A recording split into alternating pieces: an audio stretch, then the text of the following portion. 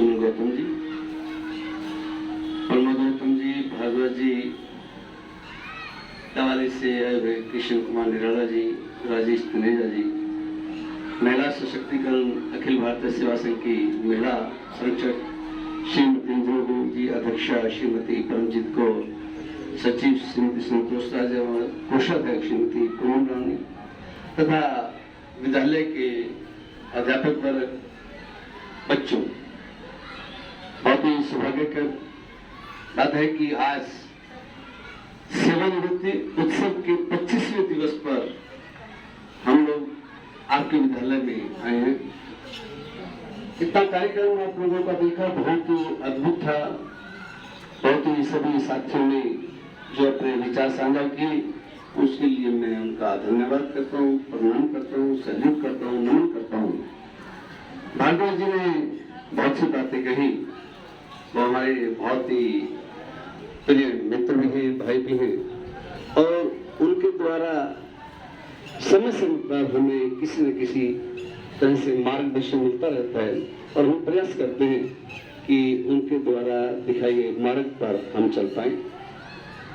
भाई प्रमोद गौतम जी का सानिध्य हमें बहुत समय से मिलता रहा है और मैडम गौतम का तो मैं जैन स्कूल से ही इनके बहुत से कार्यक्रम में मैं गया हूँ और इनका जो बच्चों के प्रति, एक समाज के प्रति जो रुझान है वो बहुत ही अनुकरणीय है, अनुसरणीय है और मैं नमन करता हूँ इनकी इस सेवा के लिए। बहुत से प्रधानाचार्य, अध्यापक वर्ग हमने देखे हैं कि केवल वो अपनी ड्यूटी पूरी करते हैं। ये ड्यूटी से अपार्ट जो कार्य है कि सेवा के लिए, बच्चों के लिए, बच्चों के प्रति इस बात को ध्यान में रखते हो कि कैसे स्वच्छता रखी जा सकती है, उसके लिए मैं मैडम गौतम का बहुत बहुत आभार व्यक्त करता हूँ और मुझे एक अवसर दिया कि आप लोगों के बीच में रूबरू होने का। ये बात सच है कि बच्चे जिस माहौल में होते हैं उसी तरह का माहौल में वो बच्चे ढलते हैं। आज ये बच्चे अप टू 10th क्लास के हैं और अब आप अपने स्वयं जिम्मेवार हो गए हैं। पहले 5th क्लास के बच्चे डिपेंडेंट होते हैं और ये जो वर्ग है अप टू 10th ये खुद जिम्मेवार हैं और उसके बाद इस जिम्मेवारी का परिणाम आएगा आगे चलकर। बच्चों, अब आपकी बात करूंगा। अभी तक मैंने जो बात की थी संगठन की या अध्यापक वर्ग की, अब आप लोगों के साथ बातचीत करना चाहता हूं। जीवन में मैंने क्या देखा है, जीवन के अनुभव कुछ समय के लिए आपके साथ साझा करना चाहता हूं। मुझे याद है मैं जब 10वीं क्लास में था, RSD स्कूल में पढ़ता था। हमारे विशंबर दयाल जी मैथमेटिक्स पढ़ाते थे। स्कूल में जब काम करके सब्जेक्ट का काम नहीं करते तो क्या होता है, टीचर क्या करते हैं, आजकल तो डंडे नहीं मारते, डांटते होंगे, मारते नहीं, डांट पड़ती है। हमारे जमाने में डंडे पड़ा करते थे। क्लास में 50 बच्चों में से 48 बच्चों ने काम नहीं किया। आपको क्या लगता है मैं 2 बच्चों में था? नहीं, मैं वही 48 बच्चों में था। मैंने भी काम नहीं किया था।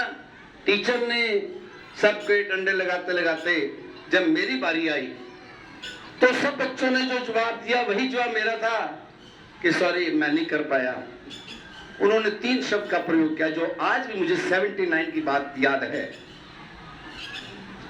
43 ईयर्स अगो मैं वो बात बताना चाहता हूँ। उन टीचर ने, मैं नमन करता हूँ उन टीचर को, उन गुरुजनों को, उन्होंने 3 शब्द का प्रयोग किया था, इट्स वेरी बैड। डंडा नहीं मारा, सबके डंडे पड़ रहे हैं, मेरे को 3 शब्द कहा इट्स वेरी बैड और आगे फिर डंडे पड़ने शुरू हो गए। परंतु आपको क्या लगता है कि इट्स वेरी बैड 3 शब्द कितने डंडे के बराबर था? सोच सकते हो? वो 100 डंडों से ज्यादा थी मार, उनके 3 शब्द। आपके अगर डंडे लग गए बराबर होगी बात, काम किया नहीं, डंडे पड़े, कहानी खत्म। आपने काम नहीं किया, आपने डंडे खा लिए। परंतु उन्होंने जो 3 शब्द कहे थे वो आज भी 43 साल तक की उम्र में बाद भी वो शब्द याद है। ये शब्द की मार। जब आपको कोई काम मिले और यदि टीचर तुम्हें कोई बात कहे और तुम कहो सॉरी, तो कोशिश करना कि तुम्हें सॉरी कहने का मौका ना मिले। कोशिश करोगे कि सॉरी कहने का मौका ना मिले। और यदि तुमने ऐसा काम कर दिया तो सॉरी फील करनी चाहिए कि नहीं करनी चाहिए? तो तुम्हें सॉरी फील करनी चाहिए। ध्यान से सुना मेरी बात। कोशिश करें कि सॉरी कहने का मौका ना मिले। दूसरी बात, कुछ ऐसा काम कर दिया कि सॉरी फील कर ली, और तो एक अगला कदम कि तीसरी बार तुम्हें सॉरी कहने का मौका ना मिले। समझ आई बात? क्या कह रहा हूं मैं? आप में से कोई एक बच्चा बताइए क्या कहा? बताओ, खड़े हो, बताइए क्या कहा मैंने?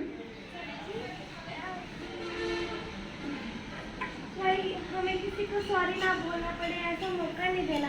और अगर गलती से ऐसा काम हो भी जाए तो ऐसा रखना चाहिए कि आगे से हमसे ऐसी गलती कभी ना हो। बहुत सुंदर। आप सबको समझ आई बात? सॉरी कहने का मौका नहीं देना। अब तुम्हें सॉरी फील कब करनी पड़ती है? जब हम कोई गलती करते हैं। नंबर 2, गलती कौन कौन सी हो सकती है तुम्हारे से?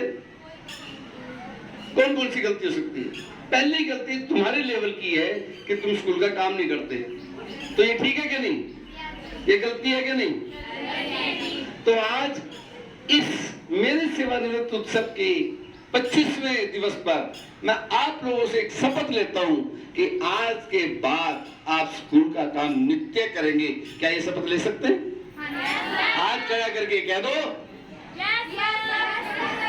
कि आज से हम स्कूल का काम नित्य करेंगे। पक्का? Thank you, thank you. अब तुम आज मैं एक नया सूत्र दे रहा हूं, इसके लिए अध्यापक वर्ग ध्यान से सुन लें। एक नया सूत्र दे रहा हूं। किस चीज का सूत्र? तुम क्या आना चाहते हो क्लास में? पक्का? कौन कौन फर्स्ट आना चाहते हैं? वाह, क्या बात है।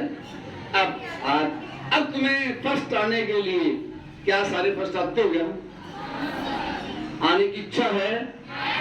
तो तुम्हें कोई सूत्र दे, कोई बात ऐसी बताए जिससे फर्स्ट आ सकते हो? पक्का? तो तुम्हें वादा करना होगा कि जो मैं तुम्हें बताऊं उसको तुम अमल करोगे।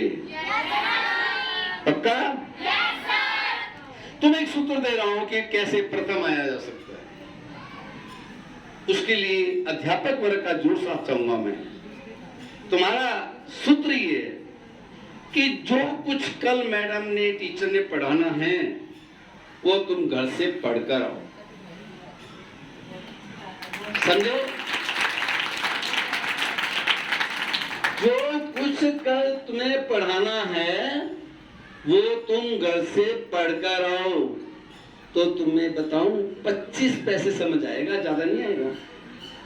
25% तुम्हें पहले पढ़कर आने से समझ आ जाएगा। सही बात है कि नहीं?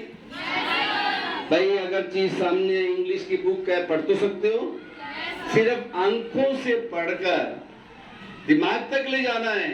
जो कुछ भी समझ आया उसको स्टोर करना है। 100% नहीं आएगा, 25% पक्का आ जाएगा। अब क्या हुआ, नेक्स्ट डे जब तुम्हें टीचर पढ़ाएंगे तो तुमने 25% पहले पढ़ा हुआ है, तो अब टीचर के पढ़ाने से 50% और पूरा आ जाएगा। आएगा नहीं आएगा? कितना हो गया?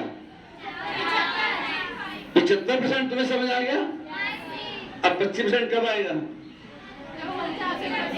अब घर जाकर जब उसका काम करोगे तो तुम्हें 25% और पूरा समझ आ जाएगा।